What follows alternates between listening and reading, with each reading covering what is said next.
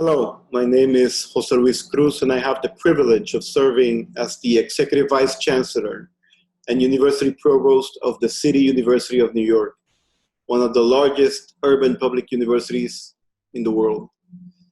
I am here today to provide some background information on our great university. And what I thought I would do was start by sharing with you the mission that was enshrined into the law that created the City University of New York, a university that includes 25 campuses spread throughout the 5 boroughs that comprise the city of New York, a university that serves over 275,000 undergraduate and graduate students, in addition to another 250,000 workforce development and certificate program students who are seeking to meet their full potential. It is a university that in its founding, in its establishment by law, was advanced the mission of serving as a vehicle of upward mobility for the historically underserved peoples of New York. It is a daunting challenge that has been extended to this university through its mission. And it is a challenge that we have time and time again risen up to meet head on. And as many of you perhaps know who are acquainted with the City University of New York, our university ranks among the top engines of opportunities in the country, precisely in our ability to propel large numbers of students from the bottom quintile of the socioeconomic distribution to the middle class and beyond. And so one might say that it's a university that is clearly advancing its mission. But we all know that there's a lot of more work to do. In fact, prior to joining the central office, I spent 3 years as the president of Lehman College, which has routinely been ranked among the top 5 in the country in terms of social mobility. But what's interesting about that is that Lehman College is the only senior college of the City University of New York, the only public institution in the Bronx, which also happens to be among the bottom 5% of counties in the country for upward mobility for children born into poverty. So it's a wonderful university to be in for those that really care about driving equity and ensuring that inequality and injustice are eradicated through higher education. And so, as you may imagine, when we were hit by the pandemic, when we were hit by the social unrest that rightfully resulted from the murder of George Floyd, and when we were hit with the reality that New York City was at the beginning of all of this, at the epicenter of the pandemic, resulting in hundreds of thousands of jobs being lost, that our university felt a particular responsibility to rise up to the challenge. And as you will hear from some of my colleagues today, we did so on a number of ways. We did so by ensuring that our students had emergency aid that could help them move from one day to the next, meeting their responsibilities to themselves and their families. We did so by ensuring that they had the devices and the access that they needed to be able to continue advancing in their classes. We did so by creating new policies and practices to ensure that that academic momentum was sustained. We did so by ensuring that the quality of the classes that they were taking online were such that they could meet the learning objectives. And we, of course, did so by looking at ways in which the university, through its scale and through its relationships, could help those that would graduate during this pandemic into one of the worst economic situations our city has ever faced, have an opportunity to engage in meaningful work, in work that would be worthy of family sustaining wages. So our university of scholars, learners, activists, and advocates has for a very, very long time serving as that vehicle of upward mobility. And even with the tough circumstances we're facing now, we continue to do so. Every day I am inspired by the hard work of our colleagues. I'm privileged to be part of this team. And I know that after hearing some of the work that they will relate to you during this day, that you will agree with me that it is a remarkable place, a remarkable mission, and that we are doing collectively remarkable work. Thanks to all of you, thanks to the faculty, to the staff and the students that make this happen, and to all of you, our colleagues that are part of the Complete College America family that see in higher education a way to make this country better. Thank you so much. Hello, I'm Donna Linderman, Associate Vice Chancellor for Academic Affairs at the City University of New York. Our Executive Vice Chancellor, Jose Luis Cruz, painted a picture of some of the issues and challenges facing CUNY this spring when we pivoted to distance learning. I wanted to talk to some of the staff who led some of the initiatives that he referenced. So what follows are 3 brief segments that discuss how CUNY met the tech needs of our students, established a credit, no credit policy, and provided professional development to our advising staff to operate effectively in a remote environment. I hope you enjoy hearing from my colleagues.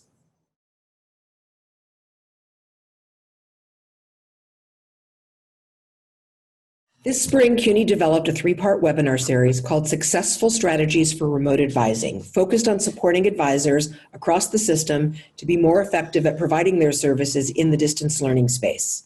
The series was curated by Leslie Leopard, Director for Program Management and Staff Development for CUNY's Accelerated Study and Associate Programs, or ASAP. Welcome, Leslie. Thanks, Donna. So can you tell us about the impetus for the staff development offering? Sure. When CUNY made the pivot to remote learning in spring, we saw the summer as an opportunity to provide professional development that would help our advisement staff feel supported and help them gain a basic understanding and working knowledge of different types of technology tools that could help bridge some of the skill and knowledge gaps with regard to providing high-quality advisement to their students remotely. We showcased a wide variety of tools and best practices with the hope that staff would adopt one or more that could work in the context of their campus and would be able to be easily incorporated into their day-to-day work with students. We also understood that working remotely under the circumstances was quite isolating at times and felt these webinars were a way to provide opportunities for much-needed engagement among advisement staff across the university. And lastly, we know that advisors play a critical role with regard to student persistence and retention, and we had hoped that these events would assist to further develop a key component of our university's staffing structure. What were a few of the goals that you had for the series? Well, we wanted to highlight campus best practices for remote advisement and remote team management and interaction that were already in use within student success programs like ASAP, which already has a robust advisement component, as well as general college advisement units to enhance collaboration within and across our colleges. We also wanted to showcase how technologies were being applied to support advisement processes in the remote environment. And we wanted to engage staff in discussions on how remote programming was being used to support student engagement and socialization.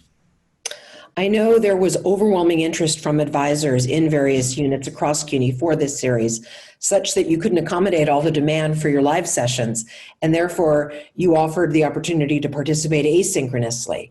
Tell us about that. Sure. We had over 900 advisors register for the series, which served as a needs assessment tool to help us identify the types of development activities advisement staff needed and wanted. We then launched a second series in July and August, structured as discussion forums on topics of interest that emerged from the first series, including best practices for advising STEM majors and the integration of career and academic advising. Finally, what do you think the long-term benefits are from this series? Well, it supports the creation of a culture of continuous learning, thereby arming CUNY with staff who are increasingly skilled, motivated, and informed.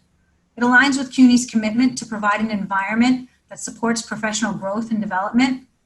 And lastly, staff that feel supported and valued are more likely to stay, and we believe, in turn, will better serve our students. Wonderful. Well, congratulations on the series, and thank you so much. Thank you.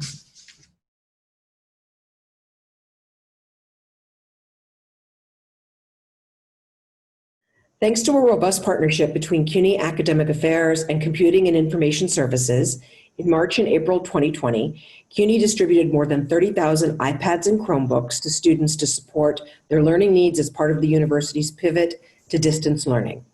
I'm joined by the individuals who led this effort, Vice Chancellor and Chief Information Officer Brian Cohen, and University Dean for Institutional Research and Policy Research, Colin Shellman. Welcome. Thank you, Donna. So Brian, let's start with you. The logistics of getting technology quickly into the hands of students across such a large system at the same time that staff were pivoting to remote work must have been considerable. Can you talk to us a little bit about how the logistics and distribution worked? Sure, thanks, Donna. Many had to come together to achieve this unprecedented effort at CUNY. This includes leadership from our chancellor, the executive vice chancellors, the college presidents and deans, and support from the board of trustees, as well as our funding partners at the state and the city. Then internally, the academic, finance, procurement, and technology teams all needed to work quickly together. In a short period of time, we developed a specification for the technology, developed an allocation model, which my colleague Colin can speak to more in a moment, work with the vendor communities to complete the procurement and delivery of a large quantity of devices, all during a time when availability of inventory was low and overseas. Shipping carriers were overwhelmed. Workforces across the country were operating remotely like CUNY. Logistically, we chose to have these devices delivered centrally, where we inventoried them and then shipped them to the colleges for distribution to students directly. Shortly thereafter, due to a growing concern and a stay-at-home orders, we switched to a central delivery model, where devices were sent out to the students using a logistics partner and an overnight carrier service. And then over the summer, we moved back to the college distribution model that we're currently operating under today. We wanted to deliver those devices where there was the most need, but there were no pre-existing measures of student technology need. So for example, CUNY does not ask applicants if they need a computer or internet access on the CUNY application. As an alternative, we could use an indirect measure or a proxy of technology need, like income. However, a direct measure would be more accurate. So the best way to directly measure need is to ask students. When you're talking about a college system of 275,000 students, though, the most feasible method is through a large-scale survey. There was quite a bit of concern, however, about bothering students with a survey during such an otherwise stressful period in their lives. Through our networks of other institutional research offices, we heard the opposite was true. Students were anxious to talk about their experiences and their needs during the COVID crisis. With that being the case, we decided to move forward with a survey of the entire student population about their technology needs. So that was the first in a two-pronged approach. Prong two, CIS, represented here by Brian, built a simple technology request form that every student sees when they log on to CUNY First. That's the transactional system that students use to enroll in courses, among many other functions. So Brian, tell us a little bit about this form and what has CUNY been doing over the summer and as we moved into the fall to ensure that most classes remaining in this distance learning format, that student technology needs are being met. Sure, let me first say that our colleges throughout the spring and the summer have distributed Chromebooks and iPads to our students that needed them to effectively complete their online studies, and that the colleges have been collecting information on student needs for technology for the fall. So that activity has been going on. To the point that Colin referred to a moment ago about the student needs form, over the summer we worked with Colin, and you as well, Donna, to leverage the positive outcome from that information survey that the Office of Institutional Research conducted to build into our own student information system so that all students can share this information each academic semester with our campuses and have the data easily available to the college teams empowered to loan out the devices that are available. Finally, our summer activities also included procuring new technology tools for our students and faculty and staff, including a limited number of wireless hotspots, which I'll speak to about in a second. We've purchased enterprise solutions of video conferencing and online collaboration, virtual lab software, and even online proctoring tools. We also focused time on developing and delivering hundreds of hours of online training on tools like Office 365 and Blackboard. And regarding those hotspots, at the beginning of the academic semester, with the support of our chancellor and our board, we were able to procure 4,000 hotspots for students who had either no broadband or unreliable broadband services at home and needed that type of access in order to effectively complete their online courses and succeed. Wonderful. Just terrific work. Thank you so much for sharing some of the background, and congratulations on everything that's been accomplished. Thank you, Donna. Thank you, Donna.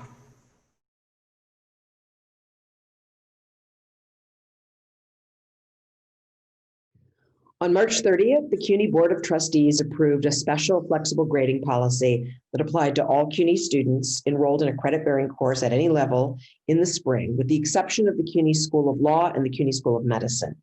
The policy allowed students to convert a letter grade into a credit, no credit designation. Here to discuss the rollout of this policy are Lucinda Zoe, CUNY Senior University Dean and Vice Provost for Academic Programs and Policy, and Vivek Upadhyay, CUNY Special Assistant to the Executive Vice Chancellor for Enrollment Management and University Executive Registrar. Welcome, Lou and Vivek. Thank you. Morning, thank you. So tell us about some of the key considerations that CUNY weighed to develop this policy from both the academic and the systems perspective. Sure. The disruption, which was quick and massive, required a quick and sweeping response. We wanted a policy that was flexible and completely student-focused. The guiding principle was do no harm to the student, no matter what. We also wanted to empower the students, and we put the decision in their hands. They could choose to keep the grade or to opt in to credit, no credit. Finally, communications was key to all stakeholders, students, faculty, registrars, advisors, campus administrators. And adding to Lou's point, the same consideration had to guide configuring the student information system, which was a huge lift in the short time frame that we had. The system needed to be clear to the students, easy to access, and the CR grade be recognized for enrollment into the next course, where minimum GPA is required, count towards general education, major and minor requirement, as well as all other degree requirements and financial aid. So could you speak a little bit about the measures that were taken to ensure that those staff who were critical to implementation of the policy understood it so that they were able to effectively communicate it to students and to advise them? Of course. First, the Executive Vice Chancellor set up an implementation team composed of key central administrators and campus stakeholders that met weekly. This group was broken down into 4 working groups to focus on specific aspects of implementation: communications, students, faculty, and systems. Each team developed a plan, materials, and a timeline. Second, we set up a second team of campus liaisons who were appointed by college presidents to serve as the point person for the flow of materials and communication. This group also met weekly. We worked very closely with representatives from the UFS and the USS, that's our faculty and student senates, to ensure timely and appropriate communication to both key constituents. We developed targeted information guides for each group, developed with input from each of these groups, students, faculty, and advisors. Finally, we tried to maintain fidelity and control over the informational and instructional materials that were going out via the campus liaisons to the larger community. The implementation team drafted boilerplate communications directly to the specific groups, advisors, students, and faculty that were sent to the colleges to be rolled out on campus. We created templates for campus websites to ensure that consistent and accurate information regarding advisement, appeals, admissions, and so forth was available on each campus. Do you have any outcomes on how the policy was used? Yes, as of today, the policy has been used by 55,000 students out of approximately 260 to convert their grades. And to that end, the Office of Academic Affairs has developed a dashboard that is distributed weekly to campus leadership in effort to help them understand how the policy is being used at each respective campus. Using the spring 2020 grade data, the following questions will be explored. Are there courses involved in professional licensure? More likely, less likely, or likely? Other courses to have credit, no credit? Great.